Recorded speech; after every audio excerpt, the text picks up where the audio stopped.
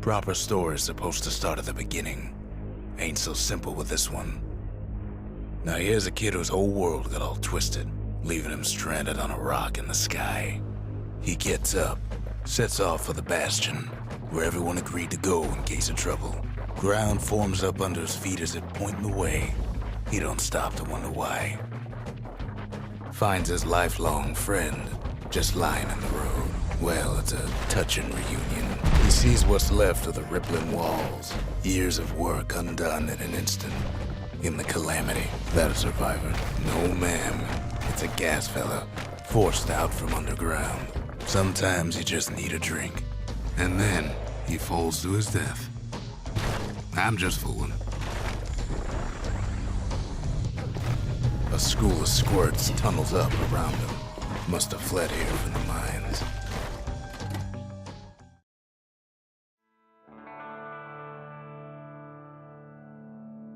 He sets foot inside one of Zealandia's famous watering holes. Inside's old Rondi, the bartender. The calamity got him for his drinking did. Then Kid finds his trusty shield. The security takes him for a petty thief. Special delivery. Gas fellas. Windbags start turning up for last call.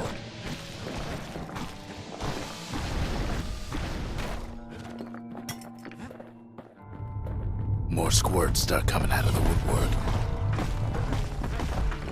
A big old fella pops out in front of the kid.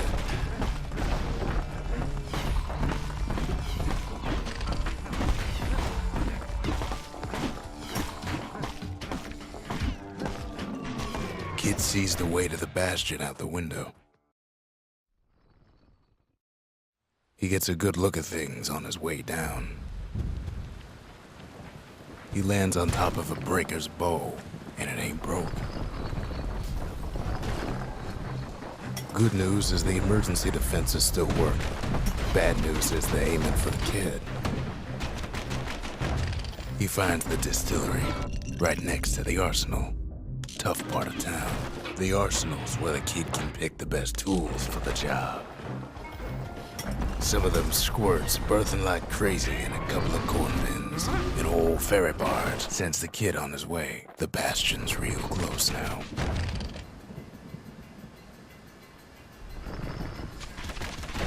Right back at ya.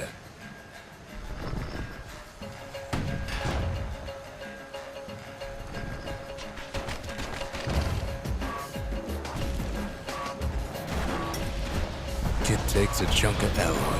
Smell of barley and spoiled blueberries fills the air. Scumbags. Kid maybe shouldn't have done what he just did. He finds the core to the Wharf District. Well, down he goes. Down toward the Bastion. Now the kid sees something stranger still. His mind races. Did anybody else survive? Sure enough, he finds another. He finds me. And just like that, the Bastion comes alive. Starts growing again. Growing stronger. Kid's gotta put its power to good use. Now the Bastion can send him even farther into the wild unknown. Kid does it again. Only fair he decides what we build next. Kid don't know what's out there waiting for him.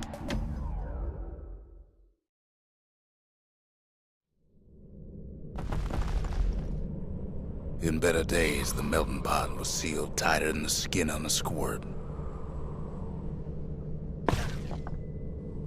Of all the plans to survive the calamity, it had to be stab weeds. He throws a switch. Now what could possibly go wrong?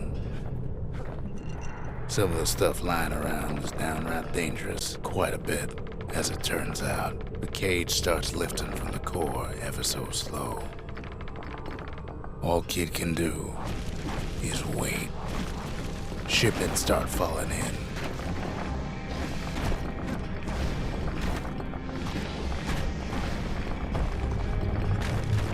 Not every squirt's born bad. some spring to the kid's defense. Judging by the movement of the cage, it's gonna take a little while.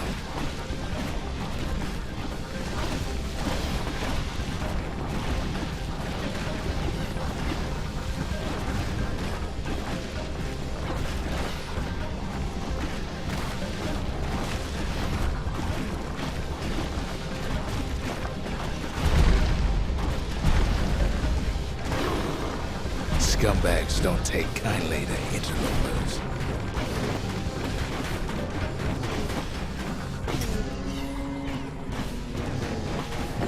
Even some gas fellas take his corner. Heard he popped that mean old foreman.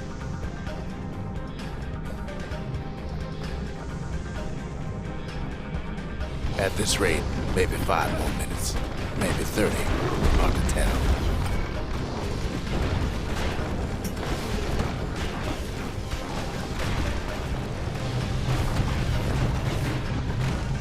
Squirts get real territorial around the core. Then a shipment of free samples shows up. It ain't all bad, as the kid finds some spices from the motherland, tax-free.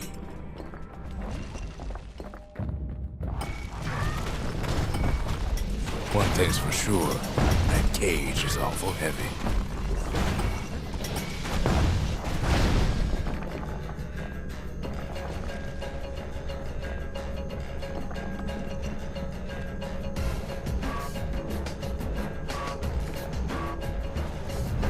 Troublesome scene, to be sure.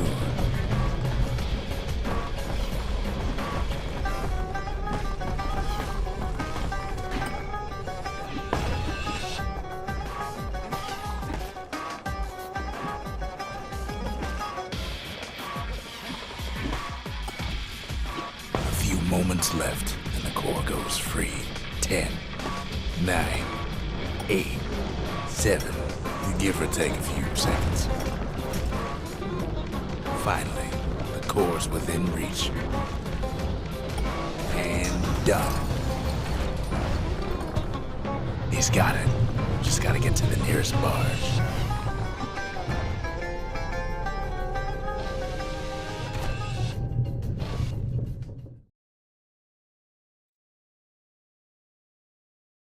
I still remember the look on his face after that one. The old world's finished, but the new world's just getting started. The cores, they remember. That's why this place is coming together. That's why things are gonna be alright. Kid ponders what to build. We tracked down a couple more cores near the edge of the city.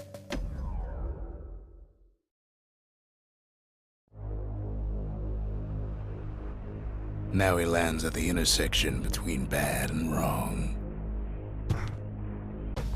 Ought to be a core down one of these twisted streets. But which one? And there it is. But it's locked down tight in an alloy cage, almost like he's showboating for the crowd. He hears the whole place groan, but it's too tough to fall.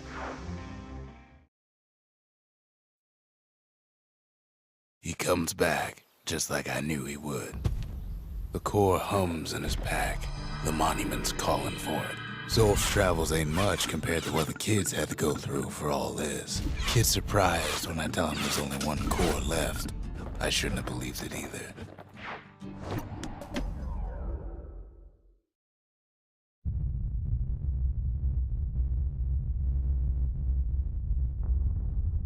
The dead welcome him with open arms.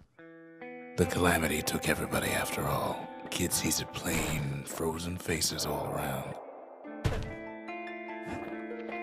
These folks never saw the calamity coming, but someone did. Someone close. It was someone like him. It's a snag or two trying to get to him. He ain't about to stop, no matter what. He's got so many questions after all. The Thunder brothers didn't make it. Nordy the bird boy didn't make it. Grady Sr., Grady Jr., they didn't make it. But him, he survived. Just think, without that man, we wouldn't be here right now. would we? What do you say to a man who's seen too much? Kid hasn't a clue, but he says this. He's a proper gentleman, that man. His name is Zolf. No hiding he's an Ura. Folks like him ain't never been a common sight in Caelondia. He's relieved to see a living face or two. The kid and I introduce ourselves in kind. Both to him and to each other for the first time. Zolf banged up the monument pretty bad. But there's a way to put her back together. The shards. That's it. A few more shards like that, and we'll be back in business. A single shard can breathe new life into this place. The shard's got enough juice to spruce up any of these places. The city tried to use the shards to stake out the wilds. So much for that plan.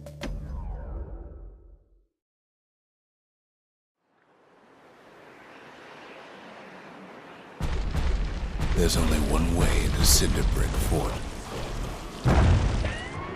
The hard way. Sure, the city marshals may be gone, but now the fort's crawling with windbags. The calamity was mercy, folks. At least the marshals left the kid a parting gift. Something the windbags just can't handle. Something that'll punch clean through their greasy hides. Windbags ain't much different from normal folks. All they want's a warm place to stay and a decent meal. Well, the fort ain't theirs by right. Not a scratch on him as he presses on to higher ground.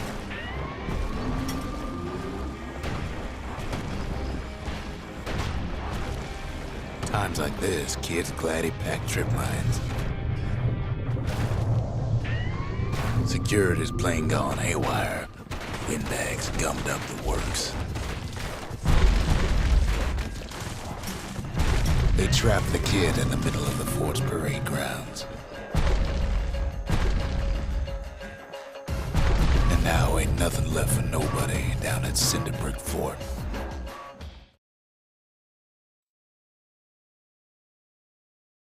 Kid shows up just as Zolf's telling me about his own journey to the city. All that trouble for a single shard, but you know what?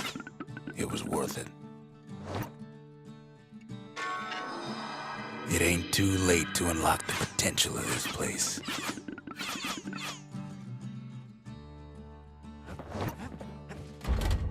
The memorial may be finished, but our part is far from over. The Bastion ain't gonna build itself. Ankle gators used to roam the wilds, and they nested at Rothus Lagoon. Many a tale folks used to scare their children straight originated here. They used to think that ankle gators were extinct. Well, they ain't. Turns out Queen Anne got a hold of a shard. Ankle gators love shiny things. The brushers use their pikes to keep their distance around here. Now the kid can do the same. They say you can't hurt an ankle gator unless it's raining. And it ain't raining. Queenie leads the kid into some kind of twisted trap. One bad step in that tall grass and he's Queen Anne's lunch. The closer you get to an ankle gator's lair, the thicker the tall grass grows. Wanna know how to find an ankle gator lair? You use a kid as bait. The shard's sitting in plain view. Now she's coming for him. She's got nowhere else to go. She's starting to get annoyed. Rest in peace, Queen Anne. That was for the brushers. Kid's done what needed to be done. Queen Anne's reign is over. We even got a crown jewel. The shard works like a charm. You can hear the monument's heartbeat again. The monument's getting better. Zolf sure did a number on it, though.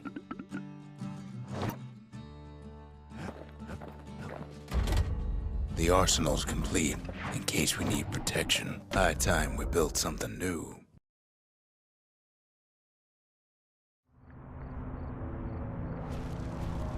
Not everything blew up in the calamity. Why, Colford Cauldron here blew up way ahead of its time. The cauldron boiled over some 300 years ago. They say it filled the skies with ash and the lakes with molten rock. If you wanted to survive something like that, you had to learn to adapt. As for us, we learned an awful lot from Colford Cauldron. Sure, we dusted off a good many secrets out here, but we discovered other things we're better off not knowing. All sorts of awful things crawling underfoot. Places inhospitable as they come. After all, when we looked down inside Colford Cauldron, we saw in there the heart of the world. The heart now laid bare by the calamity. As for the kid, he just has to get that shard out of there. Too bad taking that thing woke up every last stink eye from here to Charleston Bog. But where there's one stink eye, there's always more. Biggest stink eye he's ever seen's waiting for him on the other side. The cauldron's tenants all gather up to bid the kid a fond farewell. With a good spyglass, you can still see the He comes back looking like the inside of a chimney. The shards can put this disease in remission, but there's only one cure. We need to finish what we started. The Bastion. It's finally finished. Now, there's something I want you to see.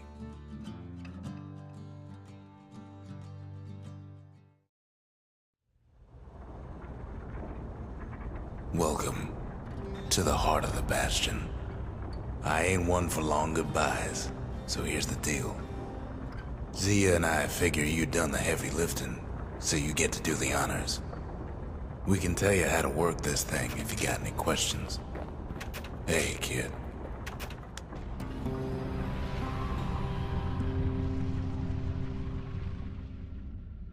It's finished. Now, sit tight. It'll be over soon.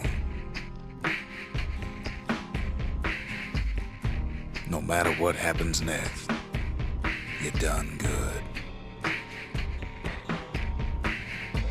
I suppose all that's left is to try and remember this moment. The Bastion's gonna take us back to a better time before any of this. Might be we'll forget everything you done and each other. Though after all we've been through, I find that hard to believe. So long, kid. Maybe I'll see you in the next one. Say, Landia, we're coming home.